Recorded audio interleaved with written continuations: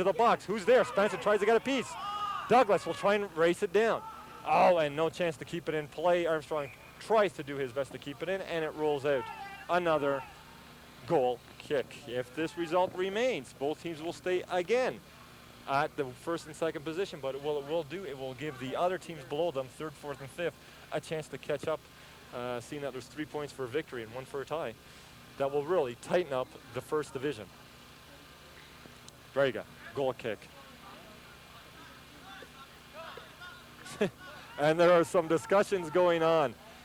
Number 14 looks like he has something to pick with Steve Douglas, and I hate to see that anything else might carry on.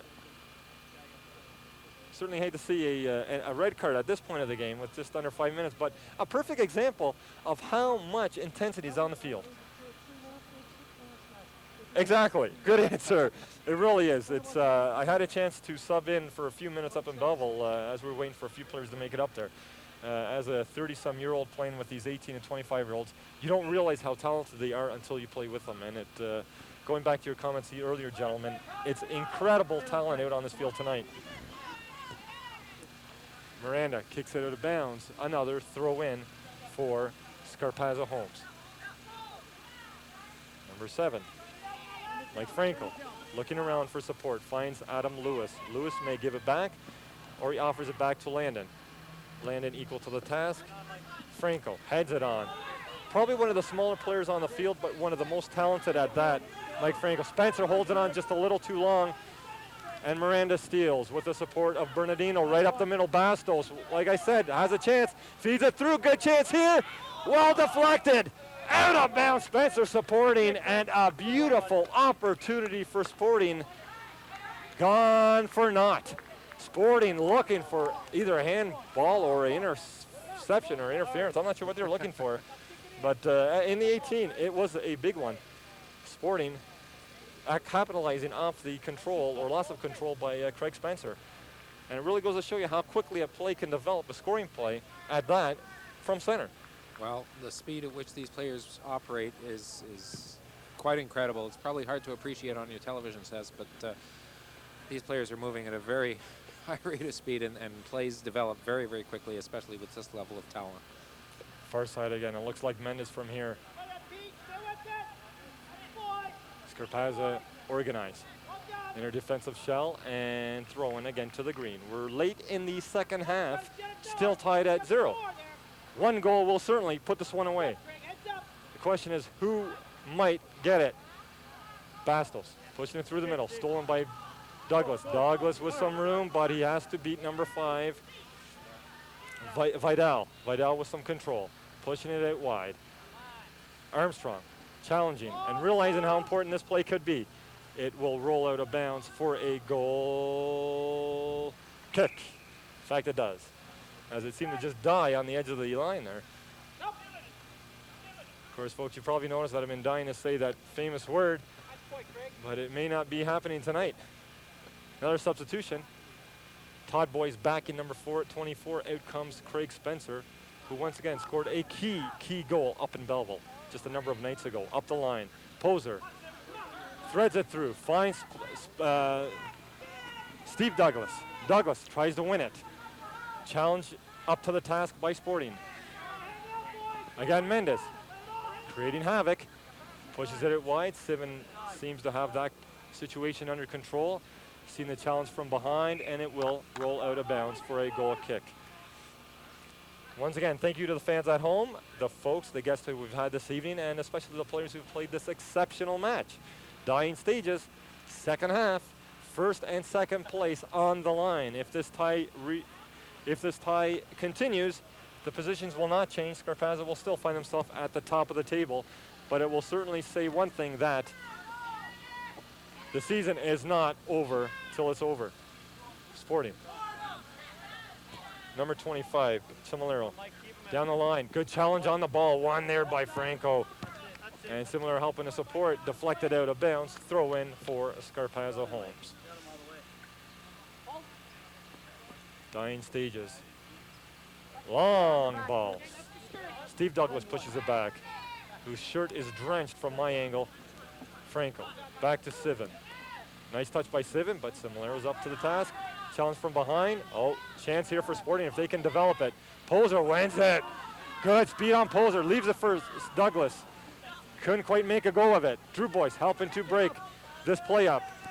Right through the middle. Nice heads up play looking for Bernardino. Bernardino chips it. Gets it. Oh! Out of bounds. Well defended by Scarpazza. Well built up by Sporting, who cannot seem to connect for that big one. Defensemen everywhere for Scarpazza. Coming back. And that's the last chance of the evening goes to Sporting. The final score after 90 minutes. Scarpazza Homes 0, Sporting 0. Both teams take home one vital point, but more importantly, they stay exactly where they found themselves 90 minutes ago, first and second. Well, that's right, and I guess the two teams were hoping to be able to break ahead in this game, but obviously the close level of competition and the close match between these two teams is evident, as both teams find themselves again tied within the division, and I'm sure they'll be looking forward to meeting each other again and continuing on with this challenge.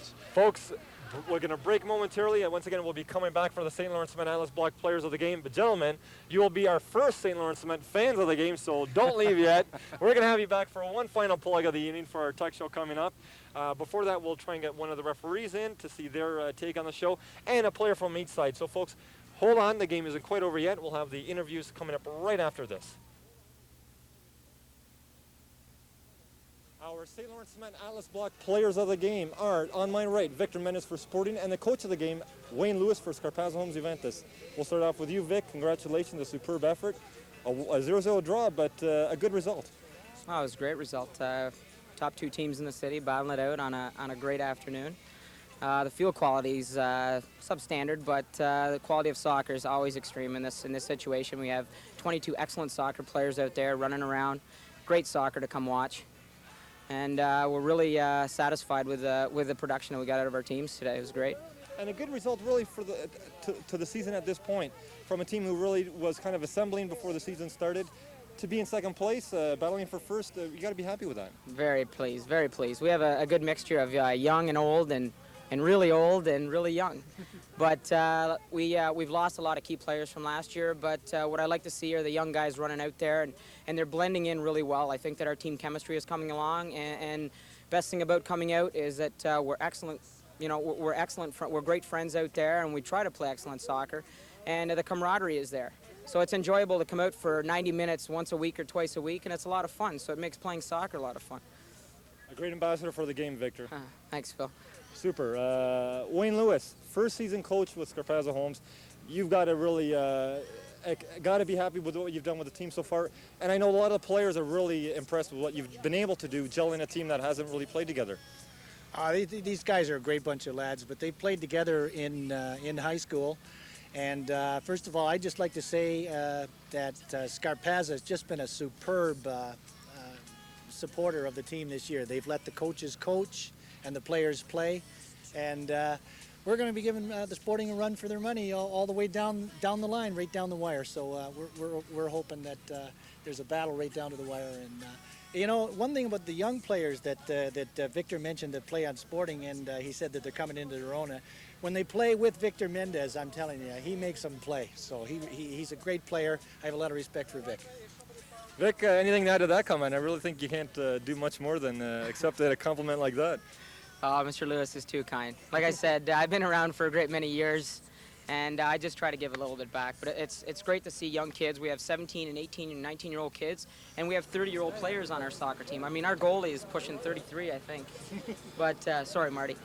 But like I said, it's just a lot of fun. We go out after the games, we have a good time, and that's what soccer's all about in town, trying to have a good game for 90 minutes and then having some good friends afterwards. And one last comment, a good crowd too. Excellent, excellent. I like to see the people coming out. I know with the changeover in fields this year, it's a little wacky because people are used to coming down to the other Catons, and there's always 2 games every day, all week long. But we really like to thank everyone for coming out and supporting the soccer in this city. And like I said, it's just enjoyable to come out and watch and hear people cheer for you, whether they're cheering for you or against you. Congratulations again, Victor. Thanks, Phil. Excellent match. Thank you. Wayne, we're going to give one other comment to you. How do you feel about the team so far at this point, and are you happy with it? These guys are just super. They've done everything I've asked them to do. We're playing a really tight defensive system of 4-4-2. We don't have a whole lot of offense, but we have enough offense to get the job done. And, you know, that's evidenced by our goals for. But, boy, our goals against has just been phenomenal. And everybody works on defense. That's what successful teams do, and that's what these guys are going to continue to do in the second half. Rumor is, Mr. Lewis, that you're up for a bid for the Coach of the Year awards. What do you think of that? Well, that'd be nice, but, you know, I just like to, you know, I like to give it back to the players, because I think the players are the guys that really work hard. They do what I ask them to do, and they're the guys that got to execute, and they're the guys that got to play every night. And if they continue to play like they're playing with a little more self-discipline, I think we'll be okay. Once again, congratulations, Wayne Lewis, the St. Lawrence Cement Atlas Block Coach of the game. Thanks, Wayne. Kitano Amaral, referee, let's get your perspective on the game. Did a phenomenal job maintaining control in what was a very intense game. Congratulations, Kitano. Thank you, Phil. Was a good game. The guys play excellent game. They was trying to play the soccer. Was nothing to play dirty, and they are the top two teams in the league. So, what to me was one of the best games I did this year and for a long time. They was just trying to play the soccer, and it's a good example for a lot of people come outside to see the game and worth the time in this evening. Yes. I think two very key things that you did say is it was an exceptional game, but you did an exceptional job, and I got to compliment you because the fans that I had with me, my guests tonight, noted right from the beginning, the control of the game was phenomenal throughout the game. None of the players thought they could control it themselves or get away with any fouls, and for that reason, I think the game maintained its clarity and consistency. Exactly. I told them in the beginning, do you know how to play soccer? Play the game, let me do my job. Then we beat three good teams. We beat the referee and both teams, and they prove that they can do it. So I'm happy for them and for myself. One general comment on the talent this season. Do you think it's getting better compared to a couple years ago? Have we turned the tide and are fans starting to come back? Yes, it's a lot of families to start, guys, no fighting. People start to come enjoy it, play the soccer, and the weather, it's nice too. So it's good to see people watching the games. I like that. Once again, Kitano Amaral. Unfortunately, I'm going to cut this one a little short because I have a few more guests to bring in. The St. Lawrence Cement Atlas Block referee of the match, Kitano, once again, congratulations and thank you for doing a great caliber refereeing job out there tonight. Thank you very much, and thank you for you guys to cover the games you guys can cover. It's good for everybody and good for soccer. And once again, this year you're the president of the Portuguese Cultural Center. Well, it's a different hard job. I have to do it because I like to help, and the community have to need people like that to cover a lot of angles. So it's a lot of work, but I enjoy doing it. Excellent. Once again, thank you, Kitano. Our last guest, gentlemen, will squeeze you guys in. Thanks, Kitano. Conning, guys, we're going to get one final fair. Oh, wait, hold on. Jeremy Armstrong and Steve Douglas, squeeze in, guys, quickly. See if you got any more fresh legs in you. Almost forgot. Our St. Lawrence Cement Atlas Block players of the game for Scarpazza home. Steve Douglas to my left, Jeremy Armstrong to my right. Guys, you have received numerous votes by the cast and crew to your right. They've noticed your play throughout the game, and for that you must thank them. But we want to thank you for your exceptional job. Steve, we'll start with you. Comments on the game? It was an even game, I thought. I thought we came out strong in the first half, and the second half they came out harder than us, I think, at the beginning. But I think it was a balanced game.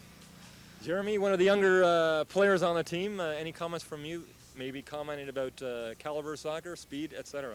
Yeah, it seemed we've played a lot of games this season so far, but this one's probably one of the better ones. I felt confident playing today. The team's really good, and it was just a fun game overall, just to play a great team.